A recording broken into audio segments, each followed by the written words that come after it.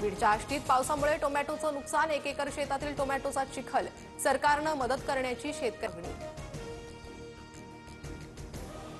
आजपासून पीएमपीएमएल बस सेवेची भाडेवाढ लागू. 1 ते 5 किलोमीटरसाठी आता 10 रुपये मोजावे लागणार. मासिक पास 900 ऐवजी 1,500 रुपयांना मिळणार. नागपुरात हुक्का पार्लरवर कारवाई. ऑपरेशन थंडर अंतर्गत 43 लाख रुपयांचं साहित्य जप्त. कारवाईमुळे अवैध हुक्का पार्लर चालवणाऱ्यांचे धाबे दणाणले. तेलंगणा राज्यातील मुलुगू जिल्ह्यात 8 माओवाद्यांचं आत्मसमर्पण. यामध्ये 3 महिला आणि 5 पुरुष माओवाद्यांचा समावेश. अमेरिकेकडून स्टील ॲल्युमिनियमवरील कर 25 वरून 50%वर. भारतीय धातू निर्यातीवर 39,000 कोटींचा परिणाम होण्याची शक्यता.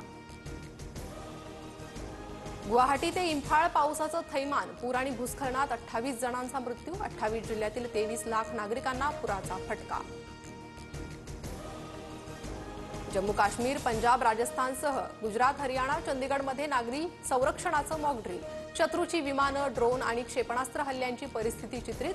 हवाई हल्ल्याचा इशारा देणारे सायरनही वाजवले. आयपीएलमध्ये आज मुंबई विरुद्ध पंजाब क्वालिफायर 2 ची लढत. अहमदाबादच्या मैदानावर फलंदाजीची कसोटी.